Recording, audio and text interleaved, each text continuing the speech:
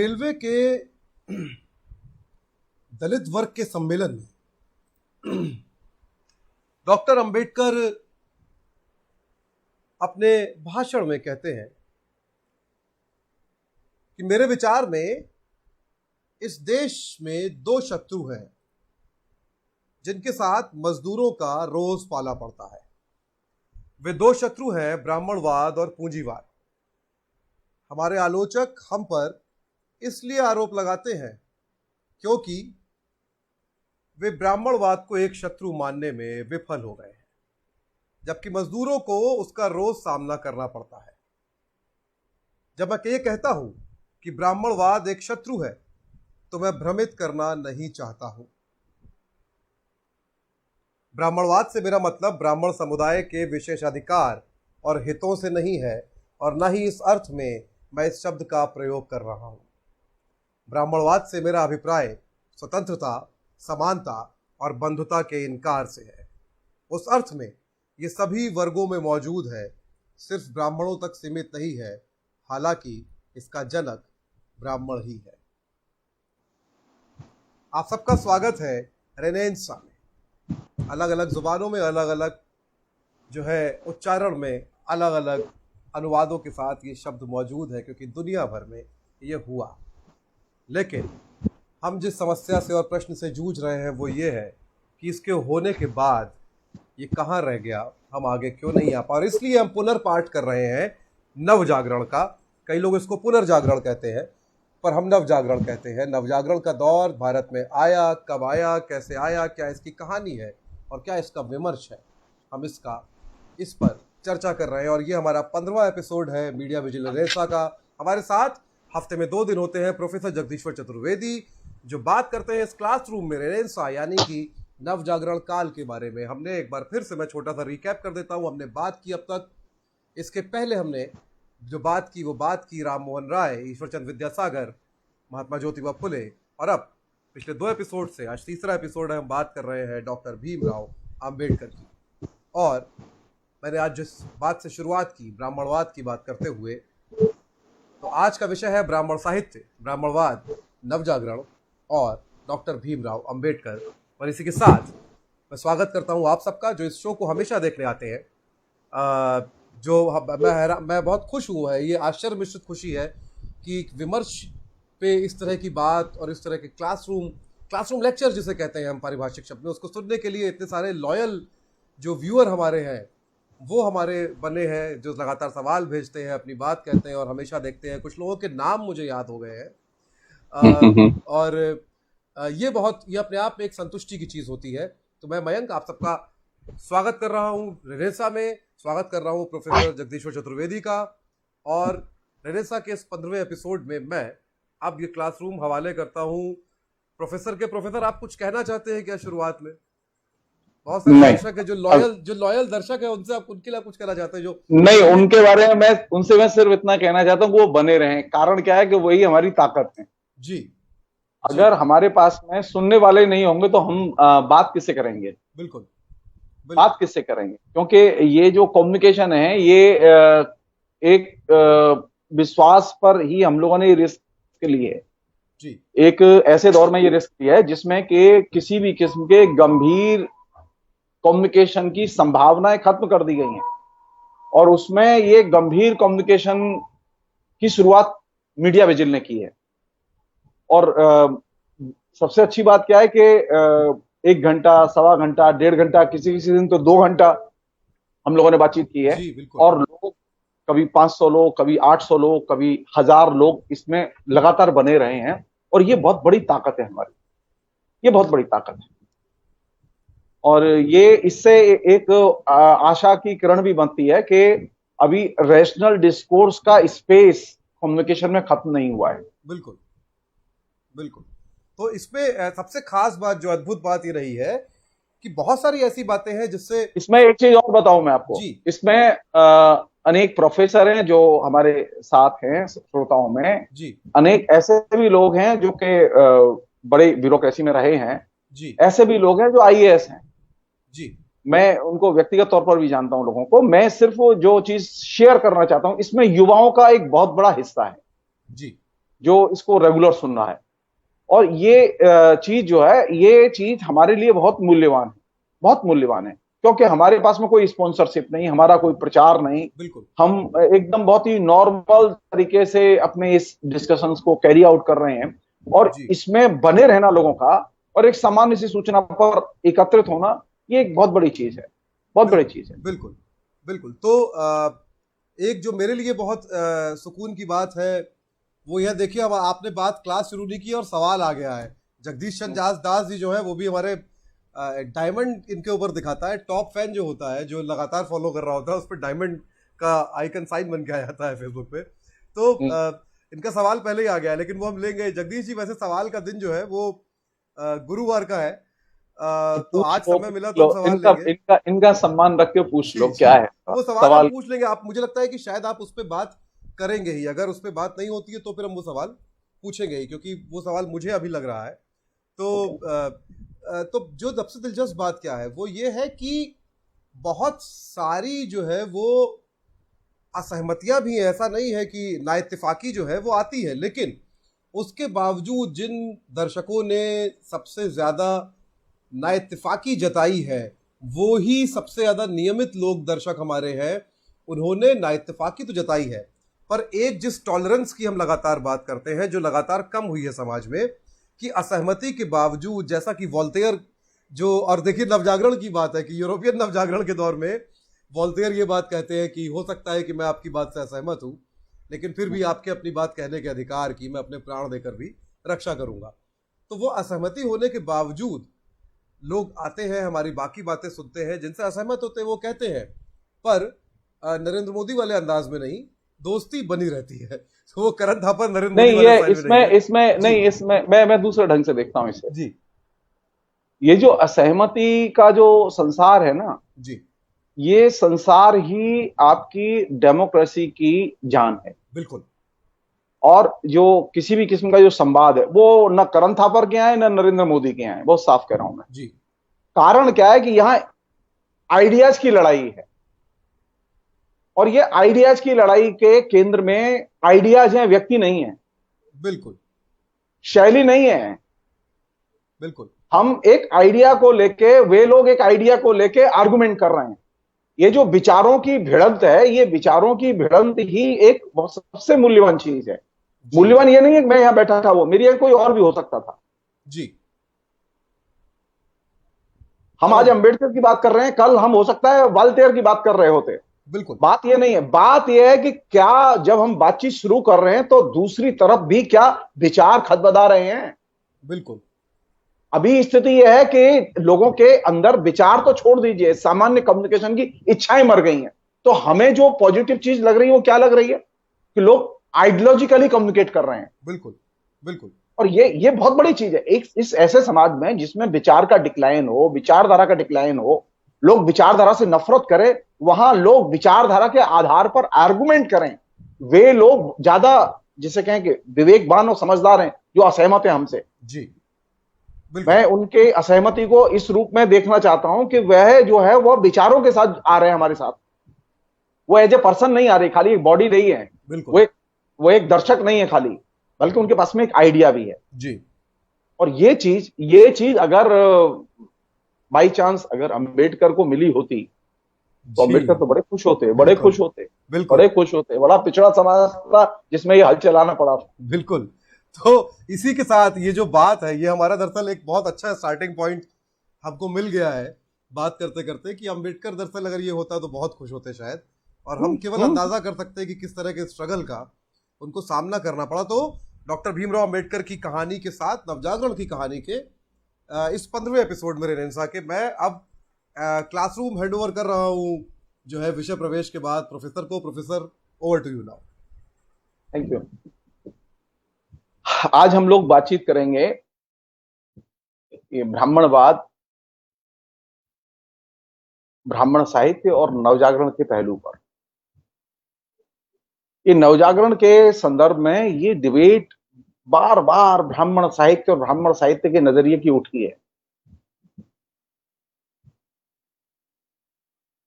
आज मैंने टॉपिक में नवजागरण को पीछे रखा है। बाकी दो चीजें आगे, क्योंकि इन दो चीजों पर ही बहस करते हुए, यानी ब्राह्मण साहित्य और ब्राह्मणवाद, इन दो चीजों पर बहस करते हुए ही नवजागरण का विकास हुआ। जितने भी पहले के थिंकर जिनकी हम लोगों ने बातचीत की है, वो चाहे राजा राममोहन राय हों, चाहे वो विद्यासागर हों, चाहे वो ज्योतिबा फुले हों, इन तीनों ने बुनियादी तौर पर समाज सुधार का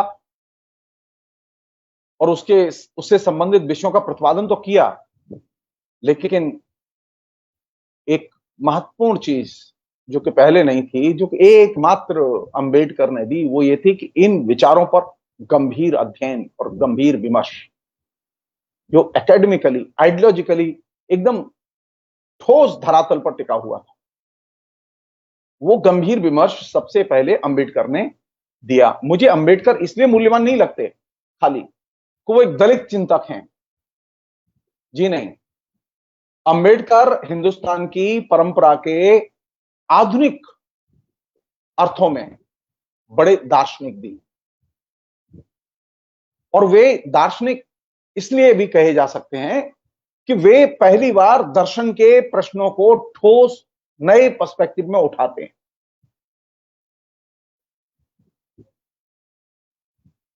अब एक जो आज का विषय, उसको हम उठाएं अपने तरीके से और देखें। अंबेडकर ने एक बहुत ही महत्वपूर्ण बात कही है। वो बात ये कही है कि महात्मा बुद्ध जो है वो पहले समाज सुधारक थे, और उन्होंने जो आंदोलन शुरू किया वह पहले समाज सुधारक का आंदोलन था। और बौद्ध धर्म हिंदुस्तान की पहली सामाजिक राजनीतिक क्रांति थी। अगर हिंदुस्तान की पहली सामाजिक क्रांति और धार्मिक क्रांति के नाम से जो चीज शुरू हुई, अगर बौद्ध धर्म और उसका आना एक पहला रेवोल्यूशन है, अंबेडकर ने ठीक ही उसकी तुलना फ्रेंच रेवोल्यूशन से की है। बोले जैसे यूरोप के परिवर्तन में फ्रेंच रेवोल्यूशन की बहुत बड़ी भूमिका है, उसी तरह हिंदुस्तान में बहुत सारे नए परिवर्तनों के निर्माण में बौद्ध धर्म की केंद्रीय भूमिका है। अफसोस की बात यह है कि बौद्ध धर्म को हिंदुस्तान से विदा कर दिया गया। क्यों विदा कर दिया गया, कैसे विदा कर दिया गया, इसकी चर्चा फिलहाल हम यहां नहीं करेंगे, लेकिन विदा कर दिया गया। जो बौद्ध हिंदुस्तान में पैदा हुए, जो बौद्ध धर्म हिंदुस्तान में पैदा हुआ, वो हिंदुस्तान में अभी हाशिए पर भी नहीं है। क्यों हाशिए पर नहीं है? क्यों महात्मा बुद्ध के विचार हमारे जीवन से एकदम दूर खदेड़ कर खड़े कर दिए गए और आज हम दूर से देखते हैं उन्हें? ये चिंता तो होगी, ये चिंता तो होगी।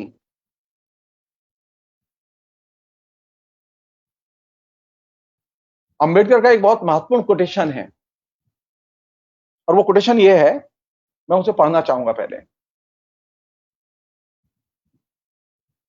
बौद्ध धर्म एक क्रांति थी, यह उतनी ही महान क्रांति थी जितनी फ्रांस की क्रांति। यद्यपि यह धार्मिक क्रांति के रूप में आरंभ हुई, तथापि यह धार्मिक क्रांति से बढ़कर थी। यह सामाजिक राजनीतिक क्रांति बन गई थी। यह समझने के लिए इस क्रांति का चरित्र कितना गूढ़ है, यह जानना आवश्यक है कि क्रांति के आरंभ होने से पहले समाज की स्थिति कैसी थी। फ्रांस की क्रांति की भाषा में कहा जाए तो भारत की प्राचीन शासन प्रणाली का चित्रण आवश्यक है, अनकोट। ये जो कोटेशन है, इस कोटेशन में लोग पूछते हैं ना बार बार, रेवोल्यूशन कैसे होगा, क्रांति कैसे होगी, समाज कैसे बदलेगा, ये जो अभी जो हालात हैं वो कैसे बदलेंगे। उसी में लोग ये सवाल भी करते हैं कि भारत में क्रांति क्यों नहीं हुई। इस कोटेशन में अंबेडकर दो बहुत महत्वपूर्ण पहलुओं पर ध्यान खींचते हैं, और वो महत्वपूर्ण पहलू क्या है? वो कहते हैं कि किसी भी क्रांति को परिभाषित करने के लिए जरूरी है कि आप अपने देश की शासन प्रणाली को परिभाषित करें।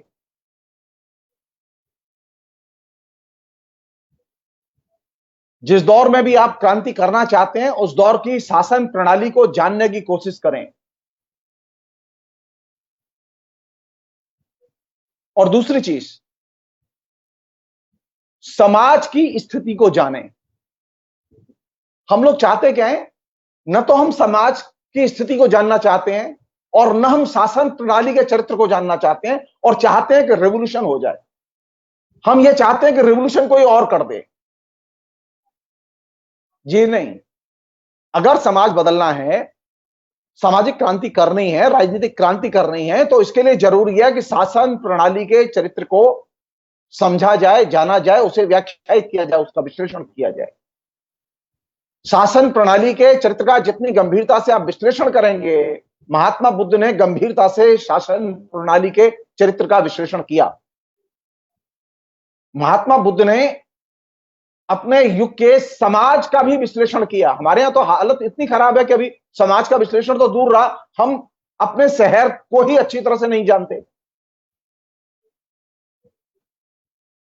आप कोशिश कीजिए, आप कोशिश कीजिए, जिस शहर में आप रहते हैं, आप उस शहर पर एक 10,000 शब्द लिखने की कोशिश कीजिए। आप कोशिश कीजिए उस शहर के बारे में 1-2 घंटे बोलने की। पता चल जाए कितना आप शहर को जानते हैं अच्छे से। हमने शहर को जाना नहीं, अपने समाज को जाना नहीं, हमने शासन प्रणाली को जाना नहीं, लेकिन हमने ये मांग क्या की? हमने मांग ये की कि क्रांति हो जाए, समाज में परिवर्तन हो जाए। बौद्ध ने सामाजिक परिवर्तन की दिशा में जो लंबी छलांग लगाई, वो इसलिए संभव थी कि वे उस जमाने की शासन प्रणाली को पहचानने में सफल रहे।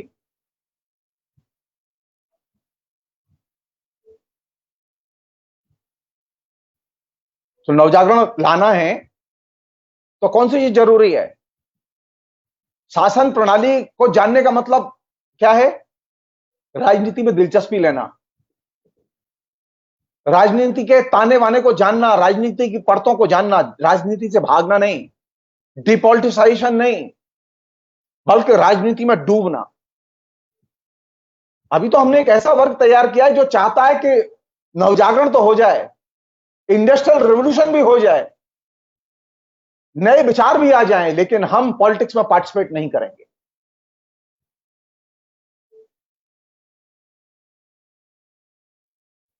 समाज बदल जाए, लेकिन हम समाज के परिवर्तन के आंदोलन में शामिल नहीं होंगे।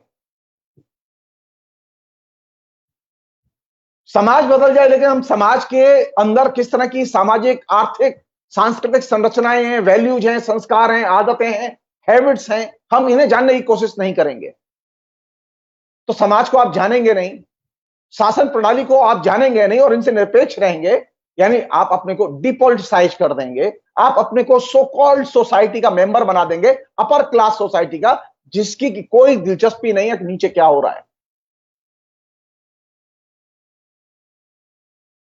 तो सामाजिक परिवर्तन को करने के लिए दो चीजें जरूरी हैं। एक यह कि समाज की स्थिति को जानो, समाज कैसा है, समाज की उन तमाम परतों को खोलो जिनसे आप अनभिज्ञ हैं।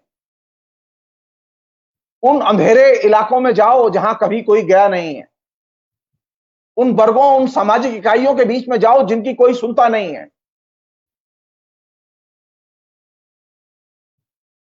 एक छोटी सी घटना का जिक्र करना चाहूंगा मैं।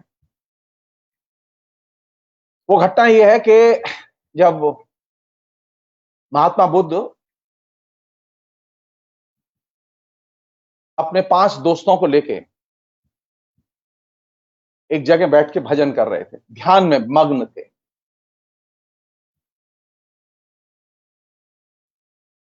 तो वे जब ध्यान में मग्न थे तो उस समय एक घटना घटी। वो घटना क्या थी? और वो ध्यान में मग्न थे। निरंजना नदी, ये गया के पास है। निरंजना नदी के किनारे वे ध्यान में बैठे हुए थे, और उस जिस समय ध्यान में बैठे हुए थे, कुछ दिन के बाद एक दिन वहां से कुछ औरतें, नाचने वाली औरतें, गीत गाते हुए गुजरी, और उनके गीतों की जो ध्वनि है वे गौतम बुद्ध के कानों में पड़ी। और उनके गीत का जो मर्म था वो 2 लाइन में था। वो 2 लाइन कौन सी थी? जिसने महात्मा बुद्ध को महात्मा बुद्ध बनाया, जिसने गौतम को बुद्ध बनाया। जो स्त्रियां गा रही थी वे स्त्रियां गौतम बुद्ध की पहली गुरु हैं। वे नाचने गाने वाली स्त्रियां जो गाते हुए जा रही थीं, उनका जो गीत था उस गीत की पहली बड़ी महत्वपूर्ण पंक्ति थी वो ये उस जिसका के अर्थ था ये कि अपनी वीणा के तार को ढीला न करो, नहीं तो बजेगा नहीं। और दूसरी पंक्ति ये थी कि उसे इतना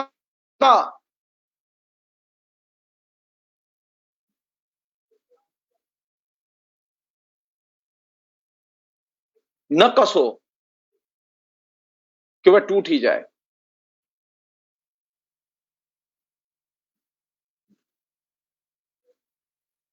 और ये जो 2 पंक्तियां महात्मा बुद्ध के कान में गईं, इनसे महात्मा बुद्ध को सबसे बड़ी शिक्षा मिली।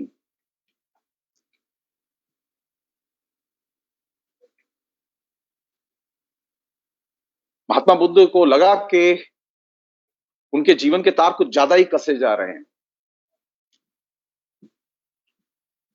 कसे जाने का मतलब महात्मा बुद्ध सब कुछ छोड़ के, खाना पीना सब कुछ छोड़ के एकदम ध्यान मग्न थे। पूरा शरीर जर्जर हो चुका था, एकदम हड्डियां ही हड्डियां निकल आई थी। ये गाना सुनने के बाद में महात्मा बुद्ध को ये बुद्धि आई कि नहीं, अपने शरीर को संभालना होगा।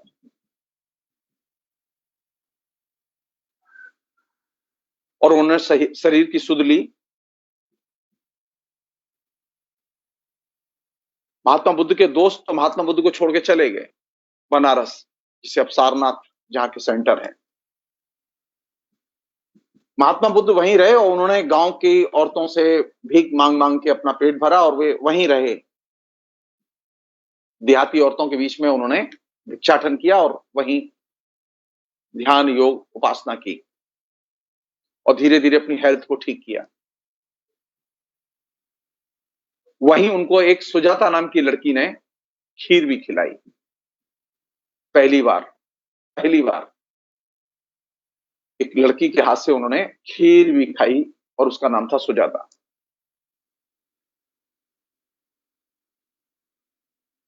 और ये घटना अपने आप में, यानी गाने वाली औरतों के गान से प्रभावित होकर उसके मर्म को पकड़ना और उसके जरिए अपने को संभालना,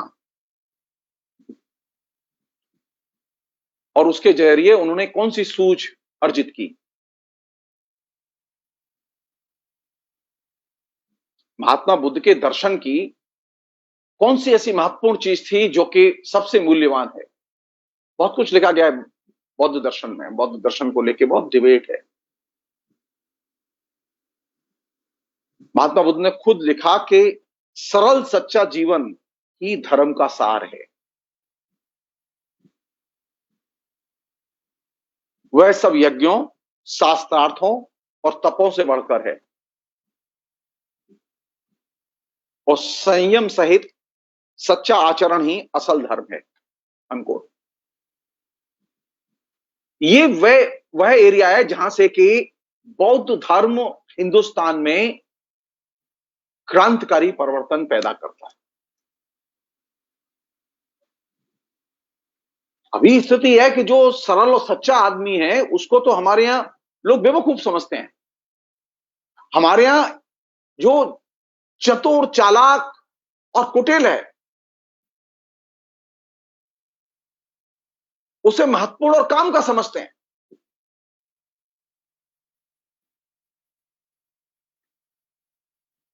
सामाजिक परिवर्तन के लिए कैसा आदमी चाहिए?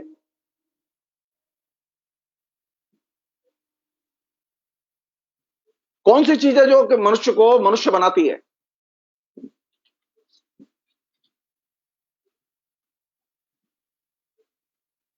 सरल सच्चा जीवन। मसलन अगर मुझसे कोई पूछे अभी कि आप क्या कर रहे हो, तो मुझे क्या बोलना चाहिए? मुझे ईमानदारी से बताना चाहिए कि मैं मीडिया विजिल के लिए प्रोग्राम कर रहा हूं।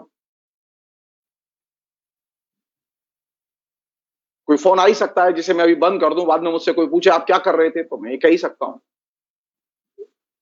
हम में नॉर्मली एक सामान्य सी घटना को भी जो हमारे जीवन में घट रही होती है, हम खाना खा रहे होते हैं, तो मीटिंग में जा रहे होते हैं, तो बाहर होते हैं, तो हम कभी सच्चे मन से जो वास्तविकता है उसका वो कम्युनिकेट नहीं करते।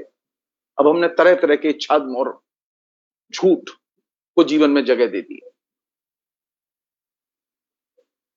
और जिस समय ये महात्मा बुद्ध का हस्तक्षेप शुरू हुआ सामाजिक जीवन में, वो समाज कैसा था? ये जो हमारे यहाँ ये जो किंवदंतियां चल रही हैं ना, हिंदू कहावतें, जिनसे सारा समाज प्रभावित है। लोगों से ये कहा जाता है कि भारत में जो अतीत था ना, वो बहुत ही गौरवपूर्ण अतीत था, और एक ऐसा अतीत था जिसमें कि सब खुशहाल थे, धर्मों के बीच में कोई प्रतिस्पर्धा नहीं थी, धर्मों के बीच में कोई लड़ाई नहीं थी। हिंदू धर्म तो सारे धर्मों के प्रति मित्र भाव रखता है। मैं विनम्रता से कहना चाहता हूं कि तथ्य की दृष्टि से और सत्य की दृष्टि से यह बात सही नहीं। वास्तविकता क्या रही है? क्यों नवजागरण की जरूरत पड़ी? नवजागरण की जरूरत पड़ी इसलिए क्योंकि पिछले सैकड़ों सालों में, नवजागरण के पहले, जो नए विचार समाज में पैदा हुए थे, जो नया परिवर्तन पैदा हुआ था, उस नए विचार और नए परिवर्तन को नवजागरण के पहले के 1000 वर्षों में एक सिरे से नष्ट कर दिया गया। और ये नष्ट करने में उन ताकतों की बहुत गहरी भूमिका थी जिनका कि हिंदू धर्म से, और खासतौर पर जो अनुदारवादी हिंदू धर्म है, उससे बहुत गहरा संबंध था, जिसे हम संकीर्णतावादी कहते हैं, जिसे हम रूढ़िवादी कहते हैं। उस धर्म का बहुत गहरा संबंध था।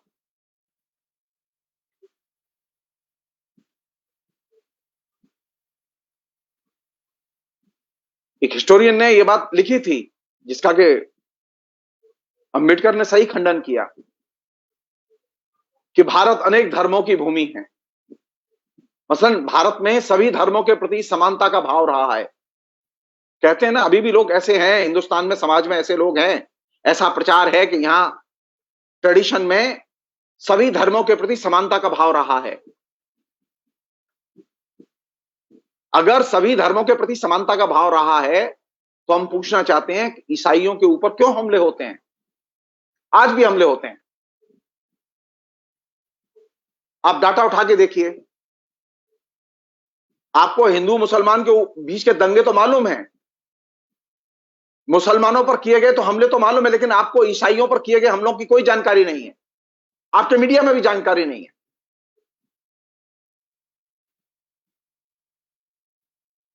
पिछले साल सैकड़ों घटनाएं हुई हैं ऐसी, इंटरनेट पर सबके डाटा उपलब्ध हैं। यह गलतफहमी है कि आज भी हमारे यहां सभी धर्मों के प्रति, सरकार के अंदर सभी धर्मों के प्रति समानता और आस्था का भाव है। सरकार चाहती है कि सद्भाव रहे, लेकिन समाज में ऐसी सामाजिक शक्तियां हैं और राजनीतिक शक्तियां हैं जो कि लगातार दूसरे धर्मों के मानने वालों के ऊपर आए दिन हमले करती रहती हैं। ऐसे लुम्पेन लोग हैं। तो लुम्पेन लोगों के ईसाई धर्म पर तो हमले बंद नहीं हुए, लुम्पन लोगों के मुसलमानों के ऊपर हमले तो बंद नहीं हुए।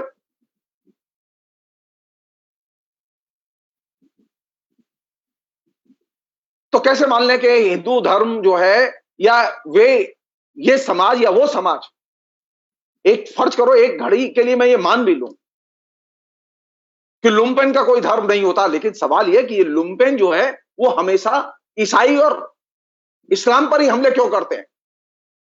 ये लुम्पेन जो है प्राचीन काल में बौद्ध धर्म पर ही हमले क्यों कर रहे थे? कोई तो वजह होगी। और इन हमलों से लाभ किसे मिल रहा था? अम्बेडकर ने बहुत सही जगह उंगली रखी है। पहली चीज, भारत में जो विभिन्न धर्म हैं, उन धर्मों के बीच में वे सारे धर्म एक जैसे नहीं है। हम लोग जो मानते हैं ना कि धर्म एक जैसे होते हैं, भगवान एक, सब एक ही हैं, सबके विचार एक जैसे। जी नहीं, सबके विचार एक जैसे नहीं है, सारे धर्म एक जैसे नहीं है। हिंदू धर्म में जातियों को लेकर जो भेदभाव है, जेंडर को लेकर जो भेदभाव है, वैसा भेदभाव बौद्धों में नहीं है, वैसा भेदभाव इस्लाम में नहीं है। हम कैसे मान लें कि सारे धर्म एक जैसे हैं? हमारे यहां तो मुश्किल यह है कि जो हिंदू धर्म के देवी देवता हैं वे तो बोलते ही नहीं है। महात्मा बुद्ध तो बोलते थे, उनकी लिखी हुई किताबें, उनके उपदेश हैं, उनका फिजिकली जन्म हुआ है जो कि वेरीफाई किया गया।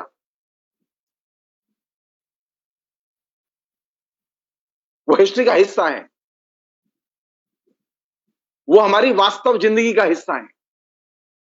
लेकिन बाकी 33 करोड़ देवी देवता वो हमारे फिक्शन का हिस्सा है, वो हमारी चेतना और विचारधारा का हिस्सा है, वो हमारे संस्कृति और सभ्यता के विकास क्रम का हिस्सा है। उनके बारे में यह नहीं कह सकते वो हुए थे कि नहीं हुए थे।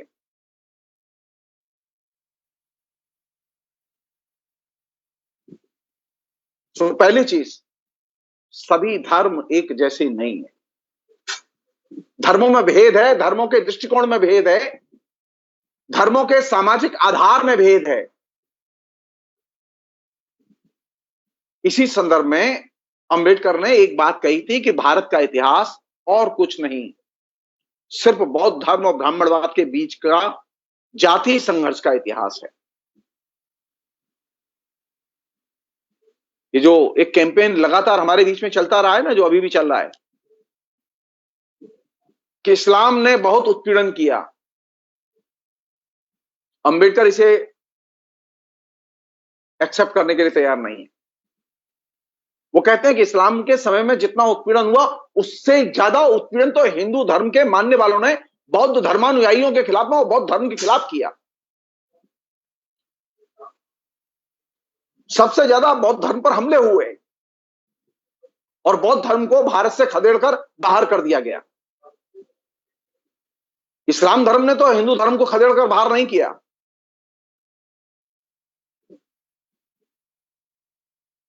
इस्लाम धर्म ने बल्कि हिंदू धर्म के साथ में एक खास तरह का एडजस्टमेंट विकसित कर लिया।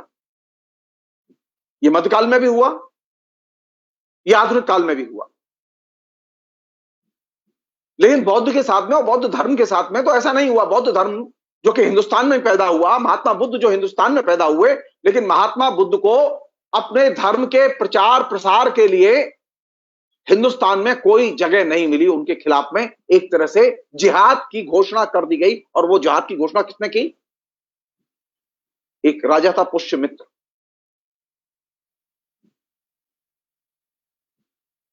जिस दृष्टिकोण की हम लोग बार बार चर्चा करते हैं और बार बार अपने बीच में, हमारे बीच में वो चीज घूम फिर कर आती है। कोई तो होगा जिसने के पलीता लगाया, जिसकी वजह से बौद्ध धर्म यहां से खदेड़ दिया गया। पुष्यमित्र के शासन में पहली बार ब्राह्मणवाद और ब्राह्मण साहित्य और उसका वर्चस्व जीवन और सत्ता के केंद्र में आता है। तो समाज में सबसे ज्यादा उत्पीड़न किसका हुआ? सबसे ज्यादा परेशानी किसे हुई? समाज में सबसे ज्यादा कौन सा धर्म बहिष्कृत किया गया? उस स्वर्ण युग में जिसमें कि ये कहते हैं कि सारे धर्मों के प्रति सम्मान का भाव था। तो हम पूछना चाहते हैं कि सम्मान का भाव था तो महात्मा बुद्ध जो कि एकदम निरस्त्र थे, बौद्ध और उनके अनुयायियों ने शांति और अहिंसा के अलावा दूसरा रास्ता नहीं पकड़ा था। उनके धर्म को भारत से बहिष्कृत क्यों कर दिया गया? क्यों उन्हें भारत छोड़कर जाने के लिए मजबूर किया गया? कोई तो बात होगी। एक चीज थी। देखिए आयरनी, देखिए अंबेडकर उसे बड़े विलक्षण तरीके से हाईलाइट करते हैं, वो ये कि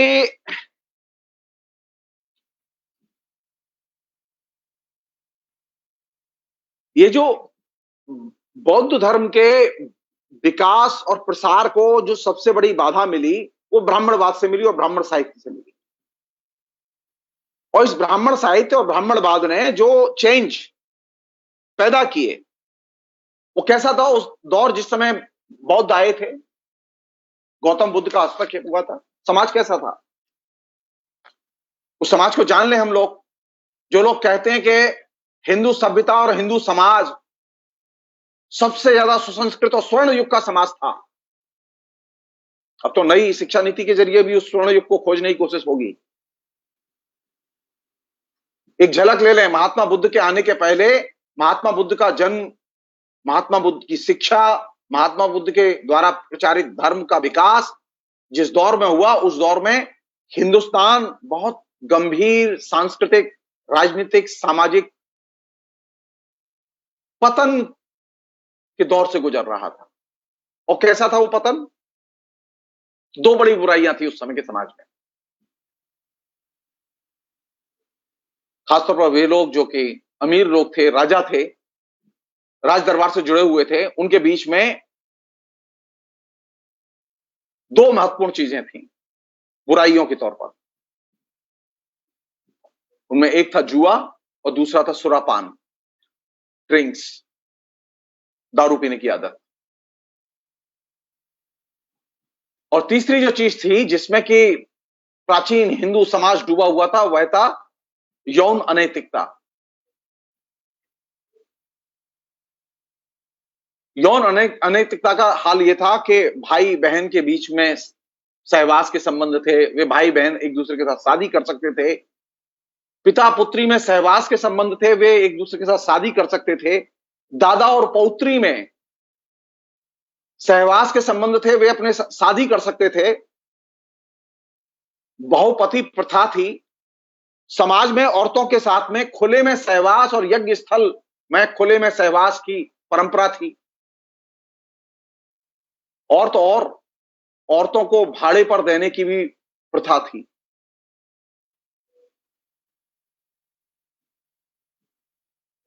और देव वर्ग के जो पुरुष थे, उन देव वर्ग के पुरुषों को स्त्री अपने को समर्पित किए बिना अपनी शादी नहीं कर सकती। एक और चीज थी, कौमारी का कोई नियम नहीं था। कोई भी लड़की बिना विवाह किए किसी भी पुरुष के साथ में संबंध बना सकती थी और रह सकती थी। अंबेडकर ने एक बहुत महत्वपूर्ण धारणा दी है, ये कन्या शब्द जिसे हम लोग कहते हैं, वो कन्या शब्द का के मूल में असल में काम शब्द है, जिसका अर्थ है कि लड़की स्वयं को किसी भी पुरुष के समक्ष अर्पित करने के लिए स्वतंत्र है। कन्या कौन? ऐसी लड़की जो किसी भी पुरुष के समक्ष अपने को अर्पित करने के लिए स्वतंत्र। और ऐसी लड़कियों के प्रतीक के तौर पर अंबेडकर ने दो स्त्रियों के नाम रेखांकित किए हैं, कुंती और मत्स्यगंधा। उस प्राचीन समाज में जिसकी कि अभी घनघोर वंदना शुरू हुई है नई शिक्षा नीति के नाम पर, उस प्राचीन समाज में पशुओं के साथ यौनाचार की प्रथा भी थी। ऋषि किंदम का हिरणी के साथ मैथुन और सूर्य का घोड़ी के साथ मैथुन इसके आदर्श नमूने हैं।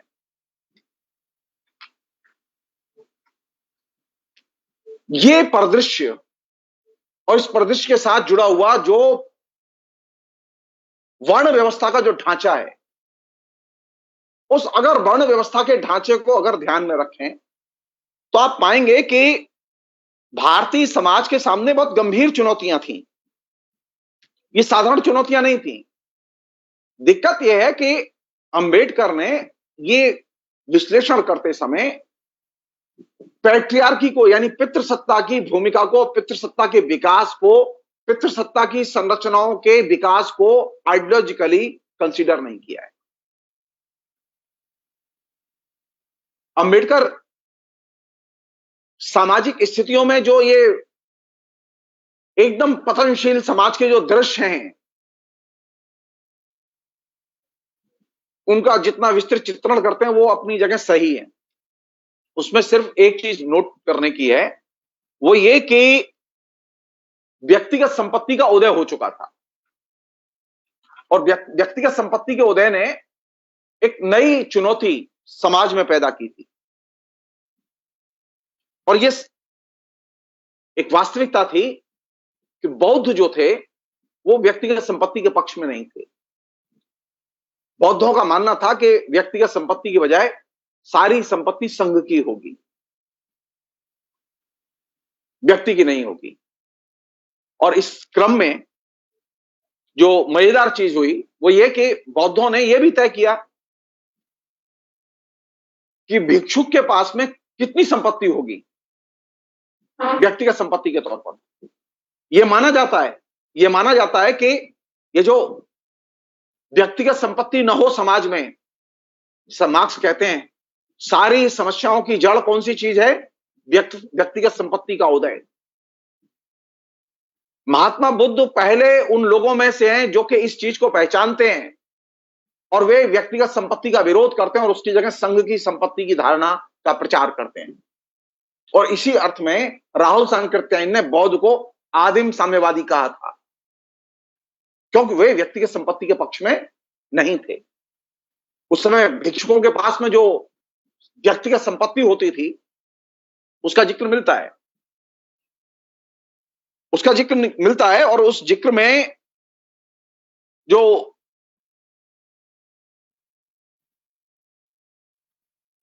भिक्षुकों के पास में जो व्यक्तिगत संपत्ति थी वो कितनी थी? एक भिक्षुक के पास में, यानी जिसे भिक्षु कहते हैं, वो एक भिक्षु के पास में 8 चीजें व्यक्तिगत संपत्ति के तौर पर हो सकती थी, या एक भिक्षु 8 चीजों को व्यक्तिगत संपत्ति के तौर पर रख सकता था। वो क्या थी? एक भिक्षा पात्र, 3 पहनने के लिए वस्त्र, एक सुई, एक उस्तरा, एक कमरबंद और एक जल छक्का। ये 8 चीजें सिर्फ व्यक्तिगत संपत्ति हो सकती थी, बाकी जो भी संपत्ति होगी वो संघ की होगी।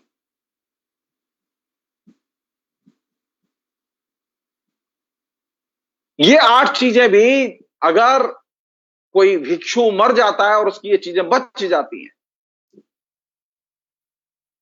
तो इनको भी वे आपस में बांट लेते थे।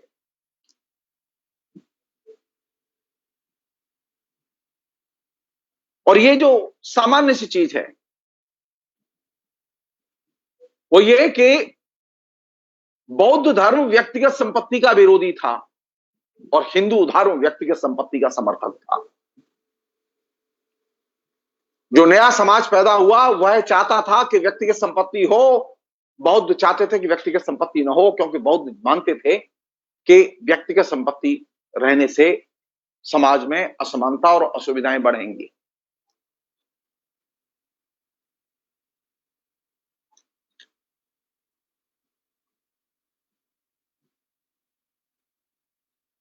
एक और किस्सा है जिसे मैं शेयर करना चाहता हूं, जिससे कि इस बौद्ध धर्म की जो क्रांतिकारी भूमिका है उसको हम समझ सकें।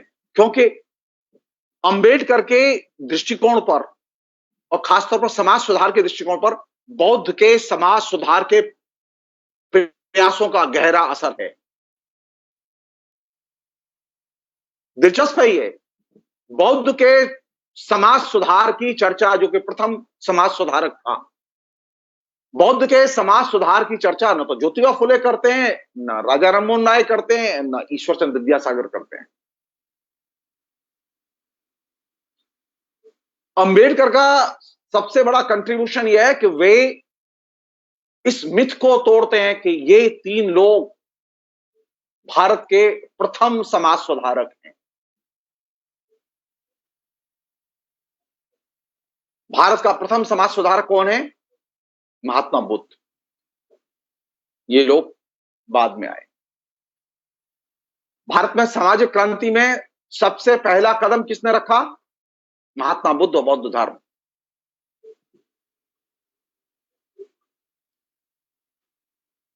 उन्होंने अपने एक चैप्टर का नाम ही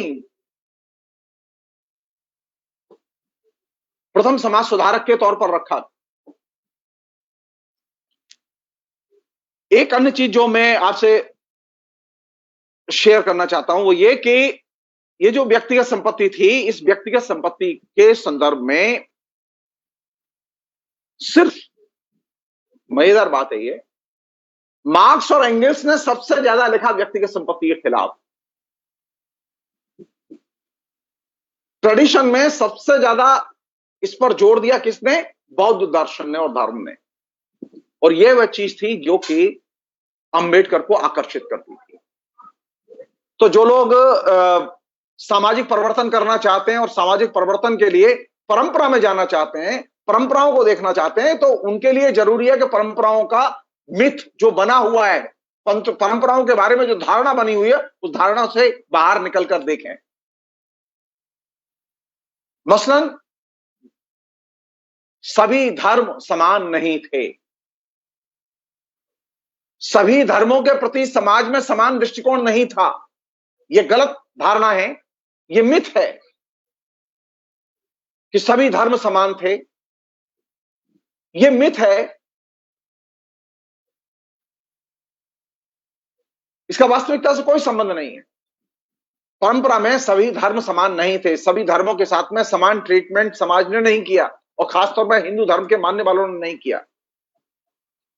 और ये जो परिवर्तन आया, इस परिवर्तन ने एक नई संभावना को जन्म दिया। नई संभावना क्या थी? नई संभावना यह थी कि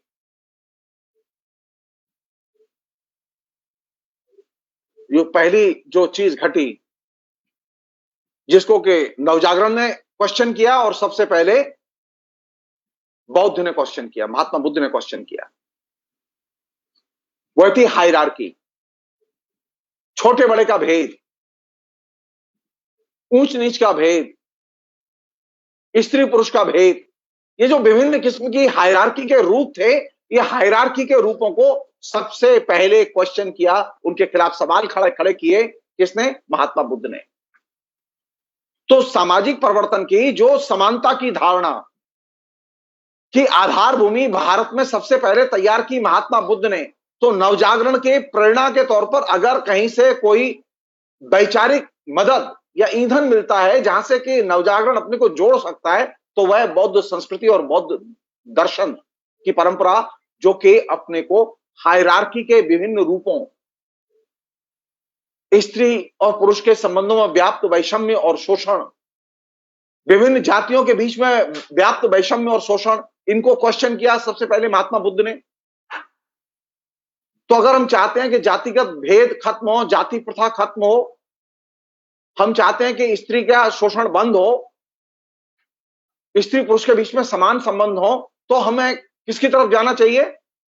हमें ट्रेडिशनली किससे मदद मिल सकती है?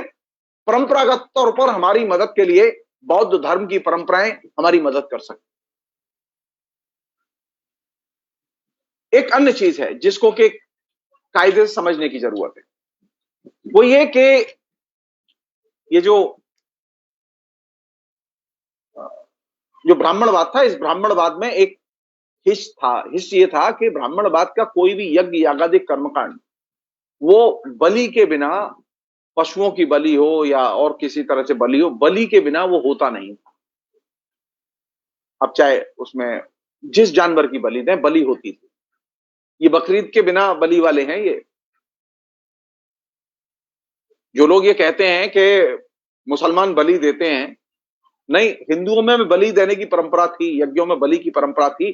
पूरे पुराण, साहित्य, उपनिषद और तमाम ग्रंथ भरे पड़े हैं। अंबेडकर की रचनाओं में इसके रेफरेंस विस्तार से मिलते हैं। काशीनाथ विश्वनाथ राजवाड़े के यहाँ इसके रेफरेंस डिटेल्स में मिलते हैं, डांगे के यहाँ इसके रेफरेंस बड़ी संख्या में मिलते हैं। यानी प्राचीन भारत में जिन लोगों ने भी काम किया है, जिन इतिहासकारों ने काम किया है, उनके यहाँ इसके रेफरेंस विस्तार से मिलते हैं। यहां तक कि राहुल सांकृत्यायन के यहाँ भी, काशी प्रसाद जायसवाल के यहाँ भी, ये सारे के सारे लोग वे लोग हैं जो कि मार्क्सवादी नहीं थे। मार्क्स तो बाद में पढ़े इन्होंने।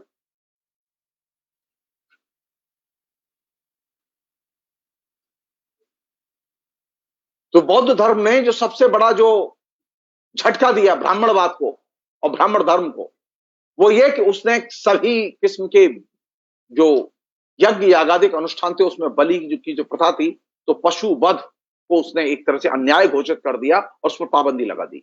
और इसके चलते हुआ ये, और इसको काम को सबसे पहले किसने किया? अशोक ने, महाराज अशोक ने किया। और अशोक के जरिए जो ये जो परिवर्तन आया, इसने ब्राह्मणवाद को बड़ा झटका दिया, क्योंकि ब्राह्मण बिना यज्ञ में बलि के अपना यज्ञ चलाएं, करेंगे कैसे? करेंगे कैसे? इसलिए आप देखेंगे कि हिंदू धर्म के जो मानने वाले हैं ना, वो महाराज शिवाजी की जय हो तो बहुत जोर से बोलते हैं, लेकिन सम्राट अशोक की जय नहीं बोलते उतने जोर से।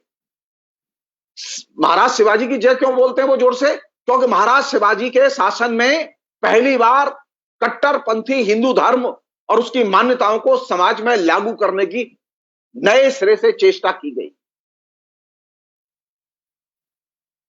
ब्राह्मणवाद को शिवाजी और उसके बाद के लोगों ने, जो उनके वंश के लोग आए, उन्होंने बाकायदा उस ब्राह्मणवाद को रिवाइव किया और एक कट्टरपंथी सामाजिक संरचना को जन्म दिया। इसलिए हमें अपनी तरफ से प्राचीन हिंदू भारत में, क्योंकि उस समय हिंदू ही थे, उस हिंदू भारत में जो सबसे बड़ी बाधा थी वो क्या थी? हायरार्की थी, जो सबसे बड़ी समस्या थी। और इस हायरार्की से सबसे ज्यादा दुखी दो ही वर्ग थे, जिससे हम लोग शूद्र कहते हैं, वे लोग सबसे ज्यादा परेशान थे इससे, हायरार्की से। और जिसे हम लोग स्त्री कहते हैं, वे सबसे ज्यादा परेशान थी। और नवजागरण में इन दोनों को ही सबसे अधिक हम मुखालफत करते हुए पाते हैं। हम परिवर्तन की आकांक्षा को व्यक्त करते हुए पाते हैं। यही दो वर्ग हैं जो आधुनिक काल में रह रह के अपने विभिन्न आंदोलनों के जरिए सामाजिक परिवर्तन की आकांक्षाओं को व्यक्त करते रहे हैं।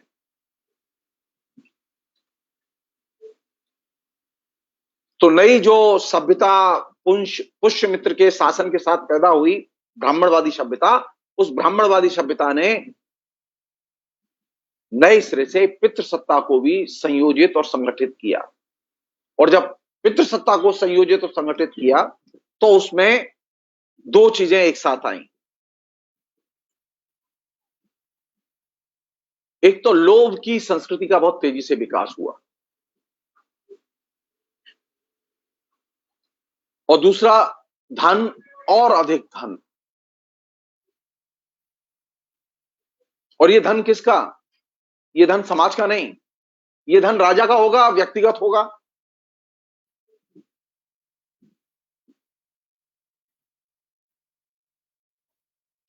अगर धन व्यक्ति का होगा और धन राजा का होगा तो जाहिर है कि धन की स्थिति क्या होगी? धन कौन सी चीज पैदा करता है? धन और सिर्फ धन महत्वपूर्ण है, जीवन के संबंध महत्वपूर्ण नहीं है, जीवन के अच्छे मूल्य महत्वपूर्ण नहीं है। धन सबसे ज्यादा महत्वपूर्ण है और जातियों में ब्राह्मण सबसे ज्यादा महत्वपूर्ण है। और इन दोनों ही चीजों को, यानी धन की सत्ता और धन के आकर्षण, लोभ की सत्ता और लोभ के आकर्षण, हायरार्की की कल्चर,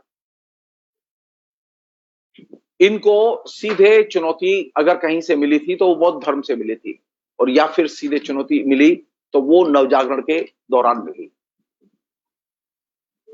एक अन्य पहलू कह के ये बातचीत हम लोग समेटेंगे। जिस ब्राह्मण साहित्य की हम लोग चर्चा करते हैं, उस ब्राह्मण साहित्य की ब्यूटी यह है कि उसमें मनु ने जो किताबें रखी हैं वो कौन सी किताबें,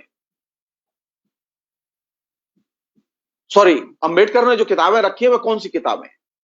अंबेडकर ने इन ब्राह्मण साहित्य में मनुस्मृति, गीता, शंकराचार्य के वेदांत, महाभारत, रामायण और पुराणों को रखा है।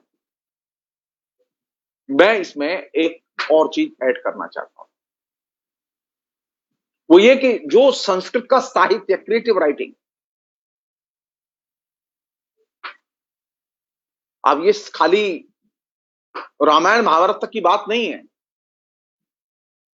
इसमें कालिदास भी आते हैं, इसमें जगन्नाथ कविराज भी आते हैं, इसमें और भी लोग आते हैं।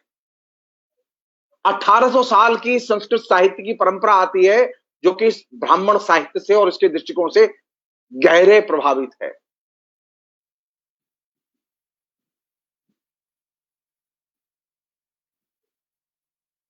और इस ब्राह्मण साहित्य की ब्यूटी क्या है? ब्राह्मण साहित्य की ब्यूटी ये नहीं है कि इसमें अच्छी रचनाएं नहीं लिखी, इसकी ब्यूटी है कि इसमें बहुत अच्छी रचनाएं लिखी गई, श्रेष्ठ रचनाएं लिखी गई। लेकिन ये रचनाएं ब्राह्मण जाति के और उच्च वर्ण के वैचारिक वर्चस्व को हमेशा बनाए रखती हैं।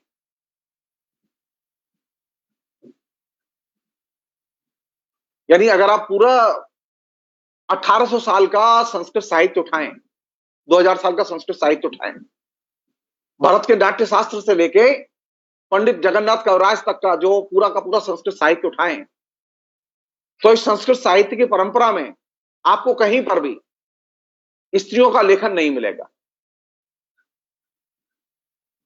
ये जो अभी हमारी जो अभी नए शिक्षा मंत्री है ना, पोखरियाल जी, नई जो शिक्षा नीति अभी जारी की है मोदी सरकार ने, जारी तो की है, उसमें कहा है कि हमारी जो परंपरा थी ना, इसमें मैत्री और गार्गी भी थी। कोई पूछ ले प्रेस कॉन्फ्रेंस में जाके पत्रकार के, महाराज गार्गी और मैत्री की किताब कहां मिलती है, जरा बता दीजिए।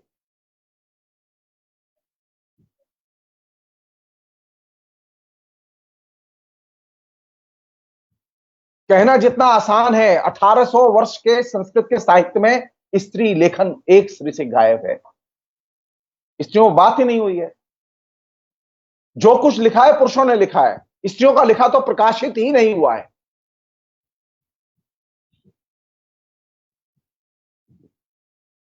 दलितों का लेखन तो एक सिरे से उसमें से गायब है। आपको लगेगा ही नहीं कि पिछले 2000 वर्ष में दलितों ने कहीं कुछ लिखा होगा।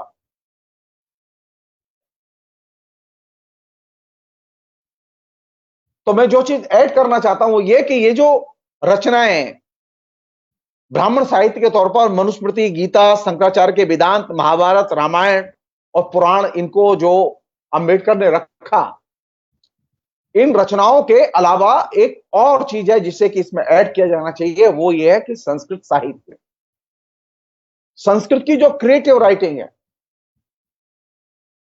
जो वाल्मीकि से जिसकी परंपरा शुरू होती है, उस क्रिएटिव राइटिंग की खूबी है कि उसमें नए विचार के लिए कहीं कोई जगह नहीं।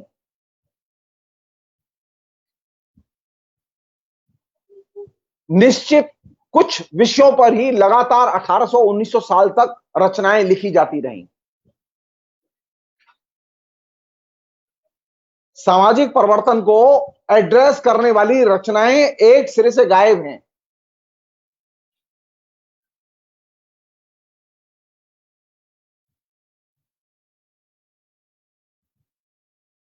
और दृष्टिकोण कैसा है हमारे यहां, उसकी चर्चा अगर कर देंगे तो बस कोई एफआईआर कर देगा भी जाके कि मेरी भावनाएं आहत हुई।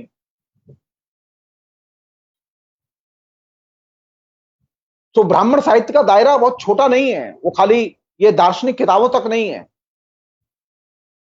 या सिर्फ ये दो जो एपिक जिनको की शामिल किया है ब्राह्मण साहित्य में, क्योंकि रामायण और महाभारत से बड़ी संख्या में संस्कृत साहित्य की रचनाएं प्रभावित है। बल्कि यह कहना ज्यादा सही होगा कि संस्कृत साहित्य में जो कुछ लिखा गया उसकी किसी ना किसी रूप में कथानक, आख्यायिकाएं या नरेटिव या विषय, ये सारे के सारे रामायण और महाभारत से ही लिए गए। अधिकतर रचनाओं के विषय रामायण और महाभारत से लिए गए।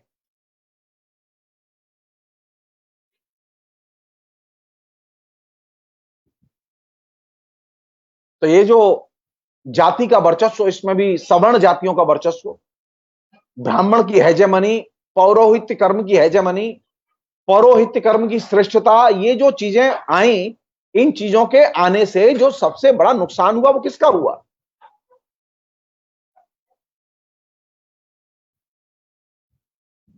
वो नुकसान हुआ दलितों का और स्त्रियों का। जो चौथे वर्ण में लोग थे उनका नुकसान हुआ।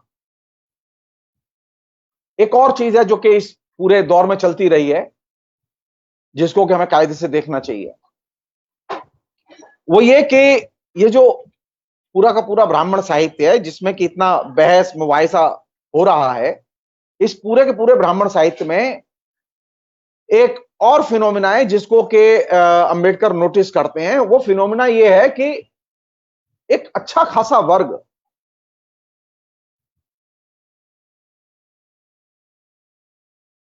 कुछ लोग हैं जो क्षत्रिय से ब्राह्मण बनते हैं और कुछ लोग क्षत्रिय हैं क्षत्रिय से ब्राह्मण बनते हैं, कुछ लोग क्षत्रिय से ब्राह्मण बनते हैं, कुछ ब्राह्मण से क्षत्रिय बनते हैं। ये जो शिफ्टिंग है, जातिगत शिफ्टिंग, ये शिफ्टिंग भी बड़े मजेदार है।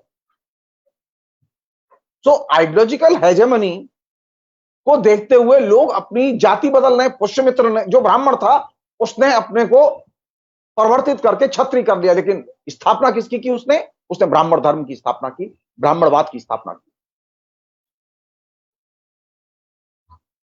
तो जब हम ब्राह्मणवाद की बात कर रहे हैं तो ब्राह्मणवाद का मतलब सिर्फ ब्राह्मण से जुड़ा हुआ नहीं, ब्राह्मणवाद एक संस्कार है, एक आदत है। ब्राह्मणवाद एक आइडियोलॉजी है।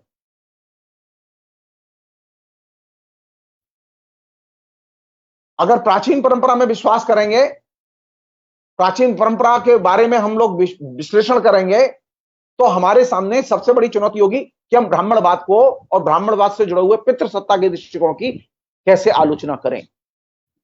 मैं सिर्फ एक चीज कह के अपनी बात फिलहाल खत्म करूंगा, वो ये कि अंबेडकर ने जब ब्राह्मणवाद की इतनी तीखी आलोचना विकसित की, तो वे उसे पितृसत्ता के साथ में ठीक से रिलेट नहीं कर पाए। ये उसका ड्रॉबैक है। अंबेडकर जब वो पूंजीवाद की आलोचना करते हैं तो वे पितृसत्ता की विचारधारा की भूमिका की अनदेखी करते हैं। पितृसत्ता की विचारधारा इतनी ताकतवर विचारधारा है कि वह प्राचीन काल में जितनी महत्वपूर्ण थी, मध्यकाल में जितनी महत्वपूर्ण थी, आधुनिक काल में उससे भी ज्यादा महत्वपूर्ण और प्रभावशाली है। तो अगर नवजागरण को सही मायने में अर्जित करना है तो हमारे सामने दो बड़ी चुनौतियां हैं, आइडियोलॉजिकल चुनौतियां हैं। एक है पुरानी विचारधारा के तौर पर ब्राह्मणवाद और उससे जुड़े हुए मूल्यों से लड़ने की चुनौती, और दूसरा है पितृसत्ता और उसकी विचारधारा की चुनौती। पितृसत्ता और विचारधारा का दायरा बहुत बड़ा है। पितृसत्ता की विचारधारा ने सभी धर्मों को प्रभावित किया है, यहां तक उसने बौद्ध धर्म को भी प्रभावित किया, और बौद्ध धर्म के विनाश में उसकी बहुत बड़ी भूमिका थी।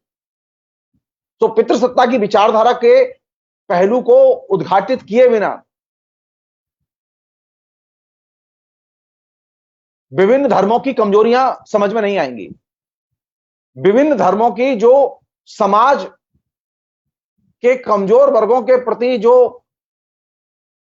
उपेक्षा दृष्टि है, उन्हें समाज से बहिष्कृत करके देखने की दृष्टि है, ये समझ में नहीं आएगी।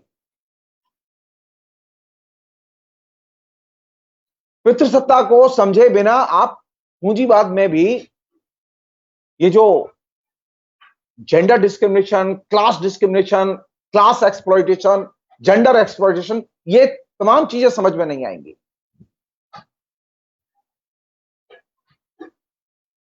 तो ब्राह्मणवाद पर, ब्राह्मण साहित्य पर बात करते समय संस्कृत साहित्य को जोड़कर देखना चाहिए।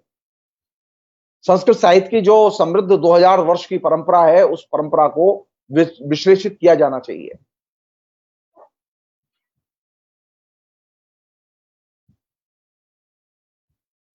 सवाल यह है कि अंबेडकर इस विश्लेषण के जरिए हमें ले कहां जाना चाहते हैं? कौन सी चीज है जिसे हमें बताना चाहते हैं?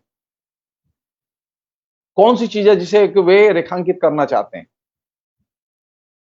वे चाहते क्या हैं?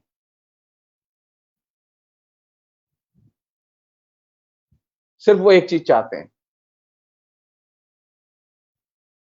कि समाज में जो लोग उपेक्षित हैं या बहिष्कृत हैं, उन्हें मनुष्य की तरह रिकॉग्नाइज किया जाए, उनके साथ में समान व्यवहार हो और समानता के दृष्टिकोण से उन्हें देखा जाए,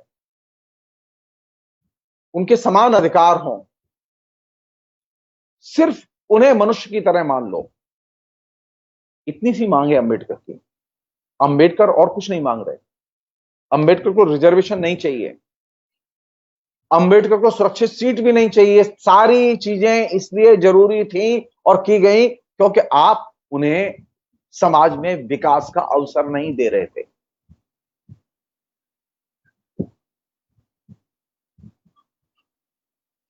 तो ब्राह्मणवाद पर जब बातचीत चलेगी, ब्राह्मणवाद के खिलाफ में जब आइडियोलॉजिकल स्ट्रगल चलेगा, तो वह जितना स्ट्रगल समाज में जरूरी है, उतना ही स्ट्रगल घर के अंदर भी जरूरी है, अपने मन के अंदर भी जरूरी है। क्योंकि ब्राह्मणवाद ने सैकड़ों सालों में अपनी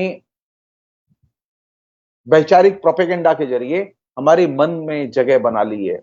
वो हमारी आदत में शामिल हो चुका है, वो हमारे संस्कार में शामिल हो चुका है। ब्राह्मणवाद कोई साधारण समस्या नहीं है। तो आज की स्थिति यह है कि हमें अगर नवजागरण चाहिए, नवजागरण से मुक्ति का मार्ग चाहिए, तो नवजागरण से मुक्ति के मार्ग के लिए जरूरी है कि हम शासन प्रणाली को जानें, पहली चीज। और जिस समाज में रह रहे हैं, जिस समाज को बदलना चाहते हैं, उसे जानें। और ये दोनों काम पॉलिटिकल हुए बिना तो हो नहीं सकते। जब तक आप एक राजनीतिक मनुष्य नहीं बनते, राजनीतिक प्राणी नहीं बनते, तब तक आप इस समाज को बदल नहीं सकते। और अगर आप राजनीतिक प्राणी होना चाहते हैं, तो यह जरूरी है कि आपका समाज के सबसे वंचित और गरीब लोगों के प्रति, उपेक्षितों के प्रति आपका कमिटमेंट हो, आपकी पक्षधरता हो और आपके सामाजिक सरोकार हो। कल्चर जो विकसित हुई है पिछले 70 साल में डेमोक्रेसी के आने के बाद, वो कल्चर लगातार सघन होती गई है कि हम राजनीति में दिलचस्पी नहीं लेंगे, हम राजनीति से हमारा कोई लेना देना नहीं, कौन नृप होए हमें क्या हानि, इस धारणा से निकलना होगा। सामाजिक परिवर्तन करना है तो पॉलिटिकल होना होगा, सामाजिक परिवर्तन करना है तो पॉलिटिक्स को भी जानना होगा, समाज को भी जानना होगा। और सामाजिक परिवर्तन करना है तो हायरार्की को क्वेश्चन करना होगा और व्यक्तिगत संपत्ति के मोह से अपने को पृथक करना होगा। ये जो व्यक्तिगत संपत्ति का जो मोह हमारे अंदर जो जड़ जमाए हुए है, इस मोह से जब तक आप नहीं निकलेंगे, तब तक आप इस समाज में परिवर्तन नहीं कर सकते। और इन परिवर्तनों को करने के लिए सिर्फ एक आदत की जरूरत, वो है सवाल करें और असहमत हों। सवाल करें और सहमत हों। सवाल करें और विचार करें। आइडियाज के बारे में सोचें, विचारों के बारे में सोचें, विचारधारात्मक संघर्षों के बारे में सोचें। हम लोगों ने किया यह है कि हमने जो समाज विकसित किया है, उसमें विचार और विचारधारा, विचारधाराओं के संघर्ष, इनकी कोई भूमिका नहीं है। हमने एक ऐसा समाज तैयार किया है जिसके पास में न तो विचार हैं, न विचारों की चेतना है, न विचारों के साथ में कोई लगाव है। हम व्यक्ति से प्यार करते हैं, हम विचार से प्यार नहीं करते।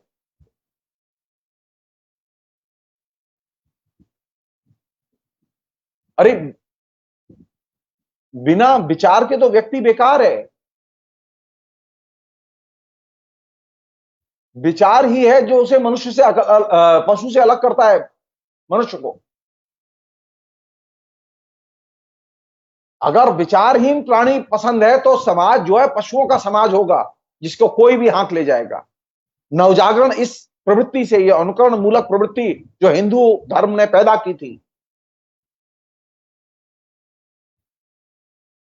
कि जो कहा जा रहा है उसे मानो, इस प्रवृत्ति पर अंकुश लगाया। तो किसने लगाया? एकमात्र बौद्ध धर्म ने, एकमात्र महात्मा बुद्ध ने। उन्होंने इस बात पर जोर दिया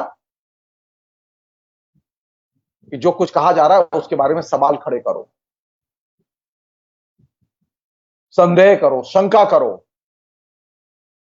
मैं भी अगर कुछ कहता हूं, बुद्ध कहते हैं, अगर मैं भी कुछ कहता हूं तो उस पर भी संदेह करो, शंका करो, सवाल करो। अब स्थिति यह है कि अब सवाल करने पर पाबंदी है, सवाल पूछने पर पाबंदी। अरे सवाल पूछने पर पाबंदी ना हुई होती तो राइट टू इंफॉर्मेशन एक्ट नहीं बनाना पड़ता। हमारे यहां सरकारों को सवाल पूछने से पाबंदी रही है, शासकों को सवाल सुनने की आदत नहीं है।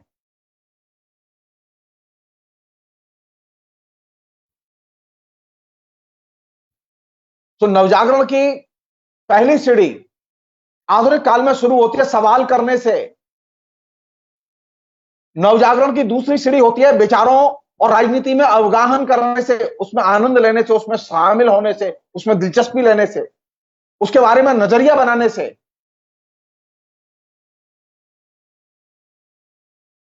नवजागरण की तीसरी सीढ़ी शुरू होती है समाज में दिलचस्पी लेने से, समाज की संरचनाओं को समझने से। कौन सी शक्तियां हैं जो समाज को चला रही हैं, कौन सी शक्तियां इस सामाजिक प्रक्रिया में पिछड़ रही हैं, कौन सी शक्तियां हैं जो आगे जा रही हैं। ये कंसर्न जब तक हम पैदा नहीं करते, हम समाज नहीं बदल सकते। और यही वह चीज है जो नवजागरण चाहता है कि आप समाज बदलें, लेकिन समाज को जान के बदलें, अनुकरण नहीं। पहले सोचो फिर करो। अभी तो स्थिति है कि सोचते ही नहीं है, सीधे एक्शन, मैसेज आया सीधा बिना सोचे ये फॉरवर्ड करते हैं। ये जो क्लिक और फॉरवर्ड की जो कल्चर है, ये क्लिक और फॉरवर्ड की कल्चर, ये विचारहीनता की कल्चर है, ये डिपॉलिटिसाइजेशन की कल्चर है। और नवजागरण इस डिपॉलिटिसाइजेशन से निकाल के लाता है, और वह प्रत्येक नागरिक को जब वो सामाजिक सुधार के आंदोलन में शामिल करता है तो वह उसे पॉलिटिक्स का और विचारधारा का एक नया चस्का, एक नया आनंद पैदा करता है, नया लगाव पैदा करता है।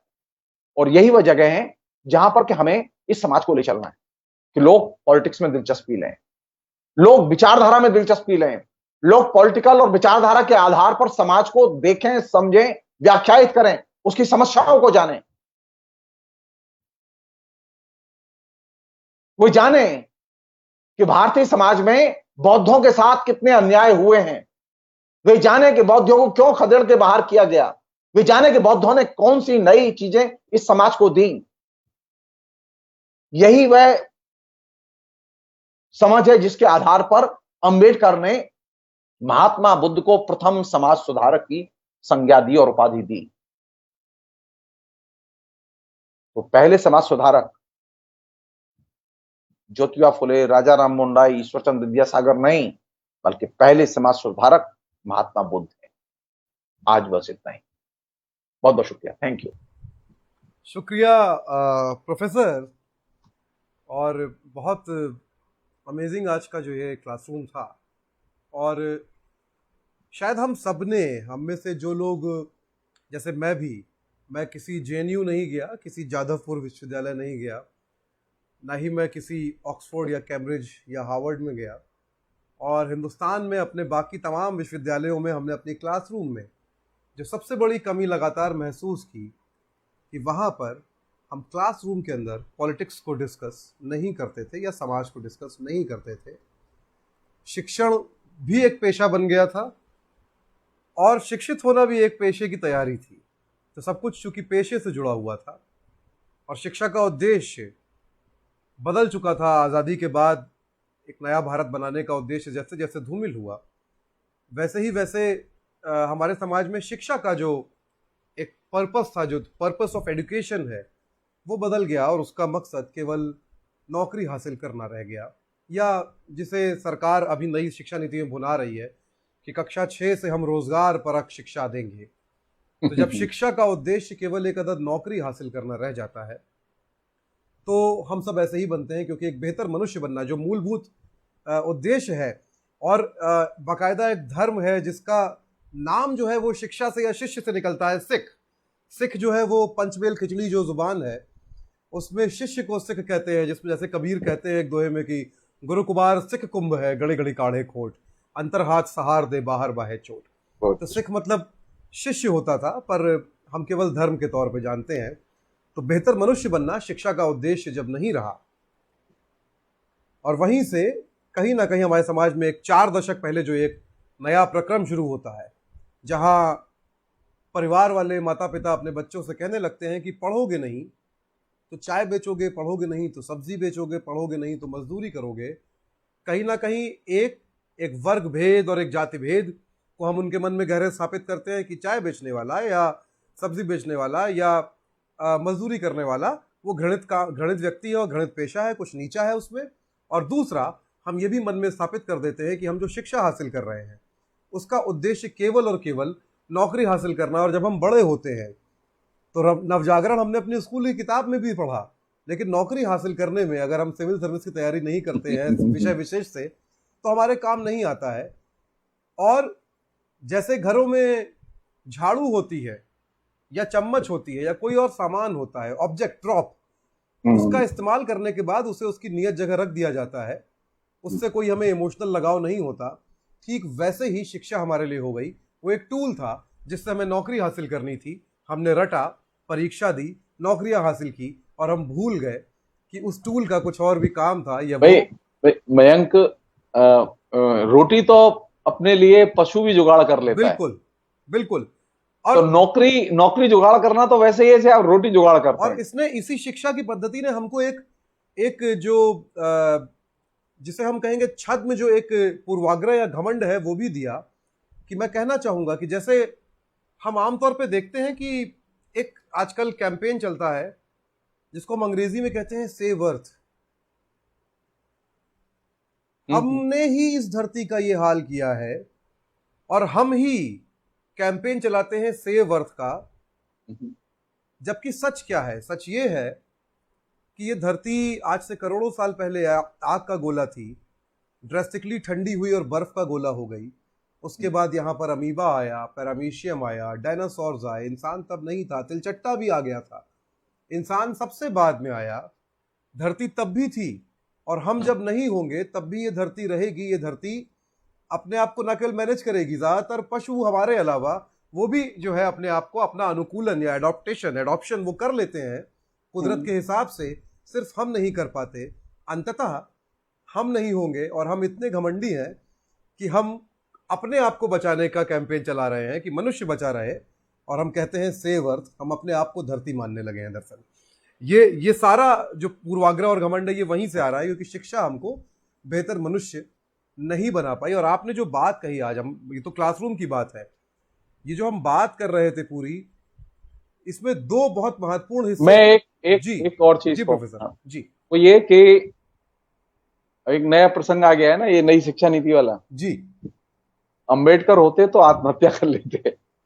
नहीं, मैं तो ये बार बार कहता हूं कि ये सारे लोग, मैं क्यों कह रहा हूं, सुन लो। जी जी। सुन लो, अंबेडकर के द्वारा बनाए गए संविधान की जो कसम खा के लोग सत्ता में आए हैं जी, वे अब उन लोगों के विचारों को बच्चों के बीच में पढ़ाने के लिए लाना चाहते हैं जिन विचारों का अंबेडकर ने पूरी जिंदगी घनघोर विरोध किया। बिल्कुल बिल्कुल बिल्कुल। और इसमें मतलब आश्चर्य की बात है ये। मैं उस डिटेल्स में नहीं गया।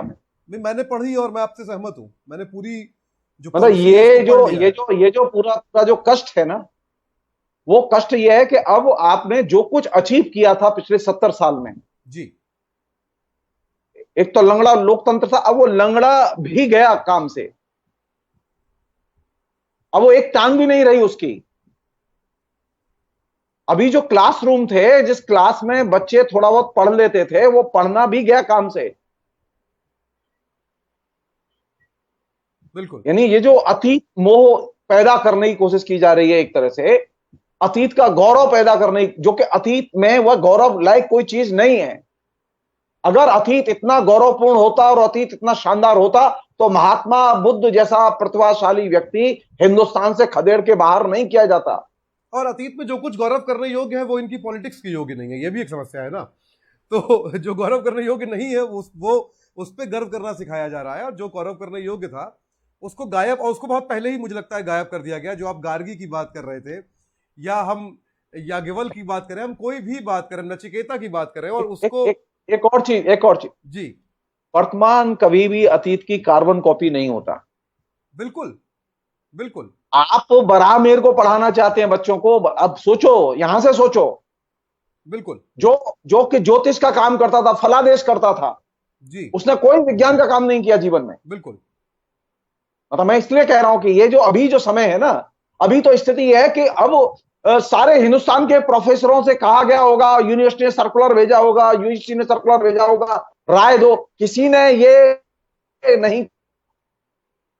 अरे भाई, बरामेर का कोई विज्ञान में योगदान नहीं है। मैं सिर्फ एक उदाहरण बता रहा हूं। बिल्कुल मैं बिल्कुल ये अंधा योग है, दरअसल ये अंधा योग है, ये अंधेरे का स्वर्ण योग है, इसको अगर हम कहें तो is a golden era of darkness.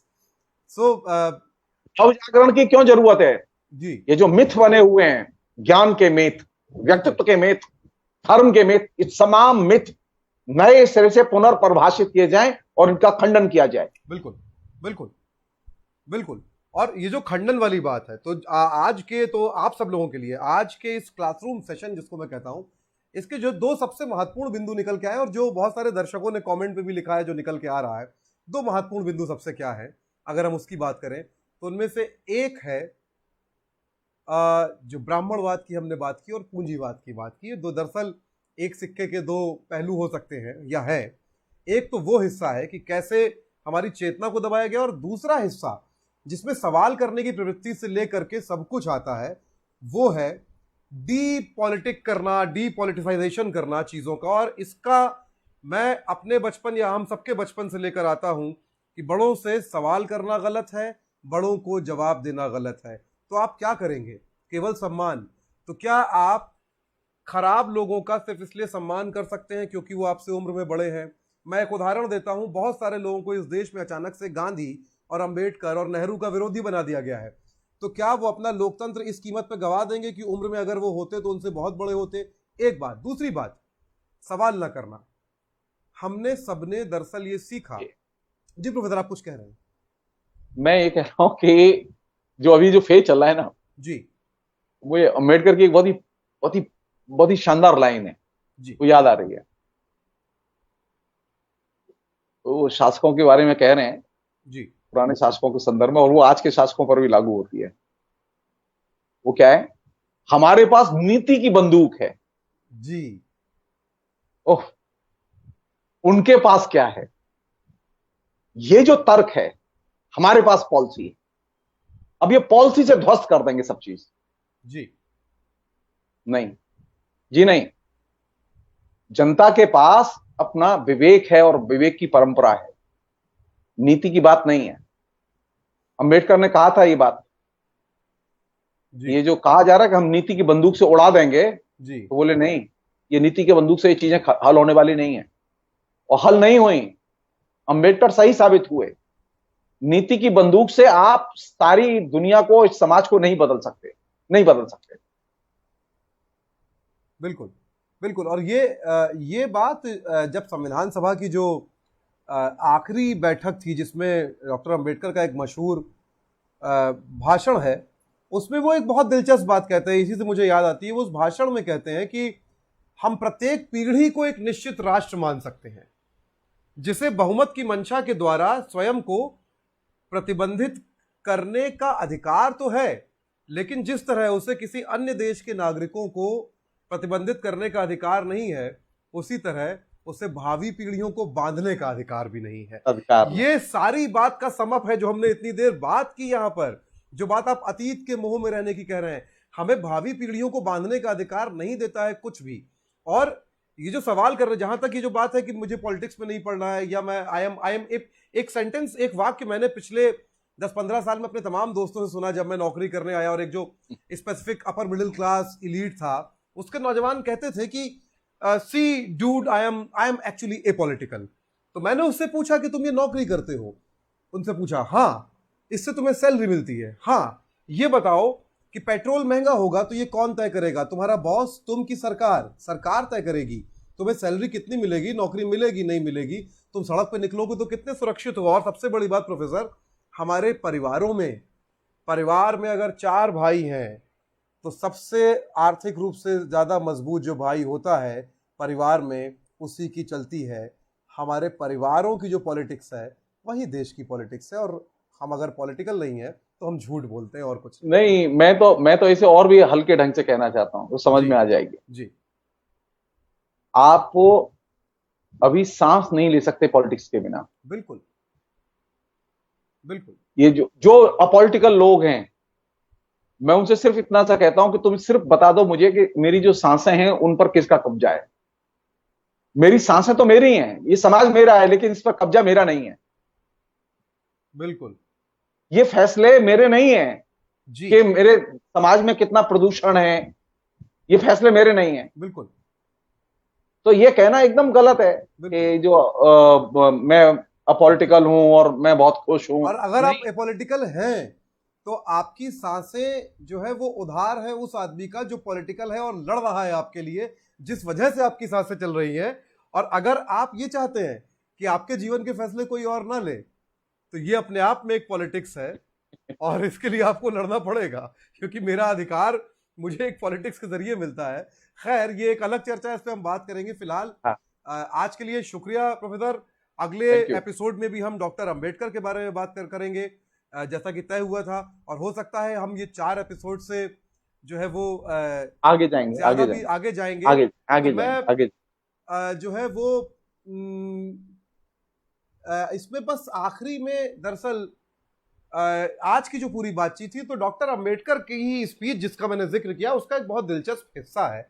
मैं उसको पढ़ के आज का शो खत्म करना चाहूंगा। और वो कहते हैं, एक जगह कहते हैं वो कि वो जेफरसन को कोट करते हैं, थॉमस जेफरसन को। और कोट करते हुए कहते हैं कि राष्ट्र के उपयोग के लिए जिन संस्थाओं की स्थापना की गई, उन्हें अपने कृत्यों के लिए उत्तरदायी बनाने के लिए भी उनके संचालन के लिए नियुक्त लोगों के अधिकारों के बारे में भ्रांत धारणाओं के अधीन ये विचार कि उन्हें छेड़ा या बदला नहीं जा सकता, एक निरंकुश राजा द्वारा सत्ता के दुरुपयोग के खिलाफ एक सराहनीय प्रावधान हो सकता है, पर राष्ट्र के लिए वो बेतुका है। फिर भी हमारे अधिवक्ता और धर्म गुरु ये मानकर इस सिद्धांत को लोगों के गले उतारते हैं कि पिछली पीढ़ियों की समझ हमसे कहीं अच्छी थी। उन्हें वे कानून हम पे थोपने का अधिकार था जिनको हम बदल नहीं सकते थे, और उसी प्रकार हम भी ऐसे कानून बनाकर उन्हें भावी पीढ़ियों पर थोप सकते हैं जिन्हें बदलने का उन्हें भी अधिकार नहीं होगा। सारांश ये है कि धरती पर मृत व्यक्तियों का हक है, जीवित व्यक्तियों का नहीं। और बाबा साहेब आगे कहते हैं कि मैं ये स्वीकार करता हूं कि जो कुछ जेफरसन ने कहा वो सच नहीं, परम सत्य है। इस संबंध में कोई संदेह नहीं हो सकता। ये सभा, संविधान सभा, न केवल कनाडा की तरह संविधान संशोधन संबंधी जनता के अधिकार को नकारने के जरिए या ऑस्ट्रेलिया की तरह संविधान संशोधन को असाधारण शर्तों की पूर्ति के अधीन बनाकर उन पर अंतिमता और अमोघता की मुहर लगाने से बची है, बल्कि उसने संविधान के संशोधन की प्रक्रिया को सरलतम बनाने के प्रावधान भी किए हैं। और वो आगे इसके अंत में बहुत महत्वपूर्ण बात कहते हैं। इस ये जो उनकी पूरी स्पीच थी, इसमें जेफरसन को उन्होंने कोट किया और तमाम लोगों को कोट किया। और वो कहते हैं कि प्रजातंत्र को केवल बाह्य रूप में नहीं बल्कि असल में बनाए रखने के लिए हमें क्या करना चाहिए। सबसे पहला काम हमें यह करना चाहिए कि हमें सामाजिक और आर्थिक रास्तों को, लक्ष्यों को प्राप्त करने के लिए निष्ठापूर्वक संवैधानिक उपायों का सहारा लेना चाहिए। हमें सविनय अवज्ञा, असहयोग आंदोलन, सत्याग्रह के तरीके जो है वो अपनाने होंगे। जब आर्थिक और सामाजिक लक्ष्यों को प्राप्त करने का कोई संवैधानिक उपाय न बचे, तभी असंवैधानिक उपाय अपनाया जा सकता है। यानी कि वो कह रहे हैं कि हिंसा जो है वो दरअसल रास्ता नहीं है, क्योंकि एक तरह की हिंसा हमेशा दूसरी हिंसा को प्रश्रय और प्रोत्साहन देती है। और नौजवान पीढ़ी को मुझे लगता है कि डॉक्टर अंबेडकर को बहुत पढ़ना चाहिए। फिलहाल हम ये क्लासरूम लेकर आ रहे हैं। बहुत बहुत शुक्रिया आपका। भगवान प्रसाद सिन्हा जी ने कहा है कि उनका कमेंट आया है कि आप जो है ये बहुत साहसी, बहुत दमदार प्रोग्राम चला रहे हैं। खेमकरण सोमन जी का भी कमेंट आया है कि बहुत दमदार है। एक कमेंट आया है कि बहुत साहसी आप लोग काम कर रहे हैं। इसके लिए आप लोगों को बधाई है। मैं बस ये अनुरोध कर रहा हूं कि प्रोफेसर ने कहा कि हम ज्यादा बोलेंगे तो हम पे केस हो सकता है। हम बस ये चाहते हैं कि आपको अगर ये लग रहा है कि हम साहसी काम कर रहे हैं और आप ये चाहते हैं कि हम ये साहसी काम करते रहें, तो हमारी मदद कीजिए। जो मदद हमारी स्क्रीन पे लिख के आ रही है वो तो आप कीजिए ही, लेकिन आप हमारी मदद जो है वो ये भी याद रखिए आर्थिक तौर पर, कि आर्थिक तौर पर भी तो करें। करिए ही, लेकिन कल को अगर जो बात आप कह रहे हैं कि हम पे केस होता है तो भी आपको मेरे साथ खड़ा रहना होगा। फिलहाल आप media vigil India @media vigil India हमारा ट्विटर हैंडल है, वहां हमको फॉलो कर सकते हैं। आपकी स्क्रीन पे है, फेसबुक पे आप देख ही रहे हैं, आप ढूंढ सकते हैं, मीडिया विजिल के नाम से फेसबुक पर है हम।